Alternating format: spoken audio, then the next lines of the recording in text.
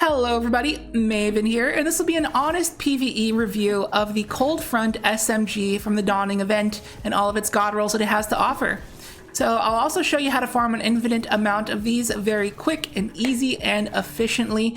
And I have seen other people on YouTube review the Cold Front before, but it's all been for Crucible. I look at this thing and I'm like, man, this is also a very good PvE weapon. So this video will be for you guys out there who love PvE and are not a big fan of PvP. So let's get to it. If at any point you find this video helpful, I'd appreciate it if you drop a like, it really helps out, and let's break it down. Alright, so first things first, let me tell you why you're going to want a good Kinetic SMG in the near future. Is because if you take a look at all of the other elements, like for example, Void has repulsor brace and access to volatile rounds. Solar has incandescent and the ability to scorch things and ignite things. Arc has volt shots, so you can just jolt everything. Stasis had headstones, so that you can just break a bunch of crystals, and that has synergy with your stasis builds. But Kinetic has nothing, and Bungie has acknowledged that and said they would like to change it so Kinetic has its own identity. And that's happening in the near future, possibly with the release of Lightfall next season. So in that case, you're going to want to have a very good Kinetic SMG ready, because we all know that SMGs are the top of the food chain when it comes to PvE ad-clear weapons for general play. SMGs are the best.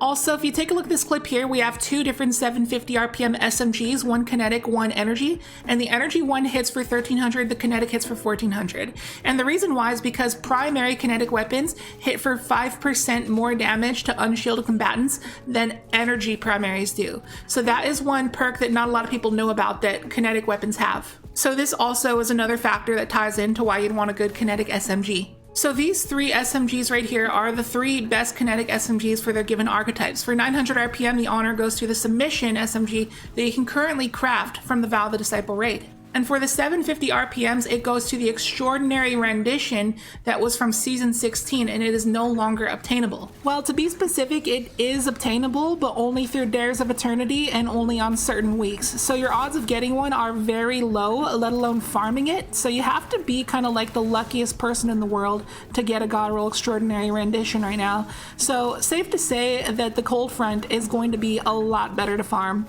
So we're going to place that here instead as the second best 750 RPM kinetic SMG.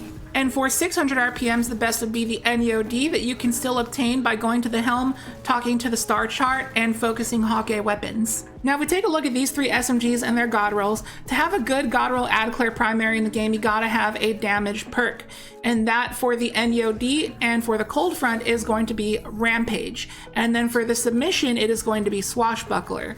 They both will give the same damage buff, which is going to be a 33% damage buff that you can keep up at all times as long as you're clearing ads. And then in the first column, what you're going to want on a good ad clear primary is going to be something that manipulates your magazine or increases your reload speed, so there's less downtime in between killing enemies. So that is going to go to Subsistence.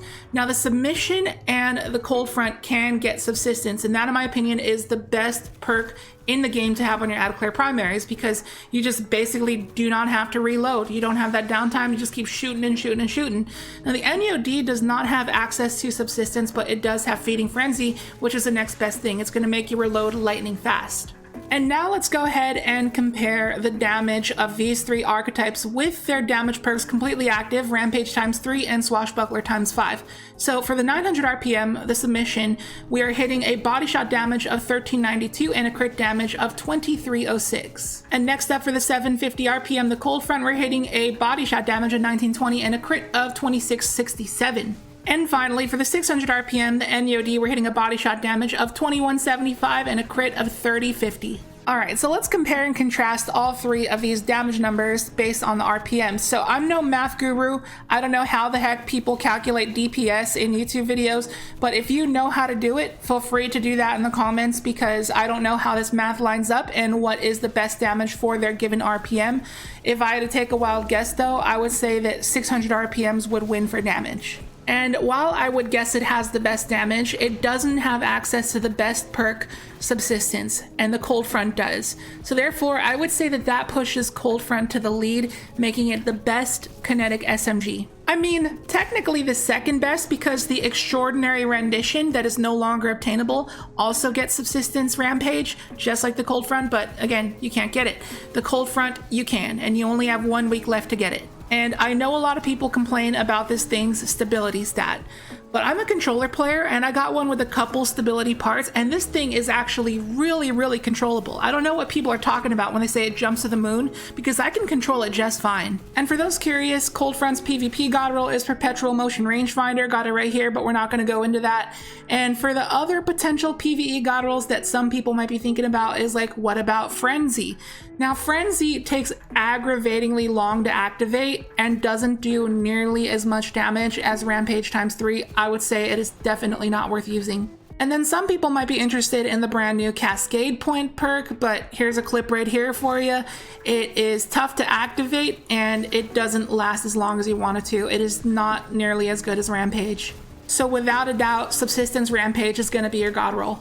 So now that I explained my reasoning of why you should go and farm a Cold Front now, let's explain on how to farm these things really quickly. So step number 1 is going to be to equip the Starfarer 7M ship. This is going to make it so whenever you get ingredients, you're going to have a chance to get Dawning Spirit, and we're going to need a ton of Dawning Spirit. Step number 2, now that you have the ship equipped, you have to go farm ingredients. So to do this, we're going to take the Trinity Ghoul and we're going to go into the Grasp of Avarice entrance and just spam arrows at the cave for days. This is going to get you Electric Flavor and Chitin Powder. And these are the 2 ingredients we need to make Etheric Cold Snap cookies for Varix on Europa. And you'll also be able to bake a bunch of Bright Dusted Snowballs for Tess Everest in the tower, but trust me, you do not want to do this. And if you do it yourself, you'll know why. It's just a huge waste of time. Do not make these. Just do yourself a favor and make the Etheric Cold Snaps for Varix. Although I will mention there is a faster way to farm these ingredients other than the Grasp of Avarice entrance. I won't go into detail on how to do it, but if you have any friends who are into AFK farming and they might have the Into the Deep checkpoint in the Shadowkeep campaign mission, you can go there and just farm the Thrall in the AFK spot. I don't recommend actually AFKing with the macro because people have been banned for that before, but you can just sit there for a couple hours spamming the shoot button. Step number 3 is to farm Dawning Essence, and to do this you're going to want to save the Dual Inkaru CP from the Shattered Throne dungeon. It's the final boss. So if you don't know how to farm with a checkpoint like this, I'll go over it step by step, but you have to have a friend. You get to the boss of the Shattered Throne dungeon, you load in on a side character, and you wipe.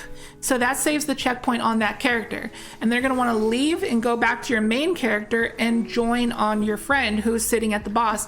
You complete the encounter, you get your Dawning Essence, and then you go ahead and swap back to your side character who has the checkpoint. You load in, your friend joins on you, and then you leave, load back in on them with your main character, rinse and repeat. And that is how you farm Dawning Essence. So once you have your essence and your ingredients, you can go ahead and go into your oven and bake 1,000,000 Etheric Cold Snaps for Varix. Now go ahead and go to Varix, make sure your inventory is nice and clear. Go ahead and give him all the cookies you can, and every time you give him a cookie, he will give you 3 Dawning Spirit, and that's very important. Now when you have a bunch of gifts that Varix may have given you sometimes, and you have a bunch of Dawning Spirit, next thing you do is you go to Ava and you just focus Cold Fronts. If you don't have the ability to focus Cold Fronts, make sure you buy that upgrade from her in the first page. Now I will warn you, before you start spamming Cold Fronts from her, make sure you buy the last 2 upgrades from Ava that says that these weapons can drop with additional perks. That is very important.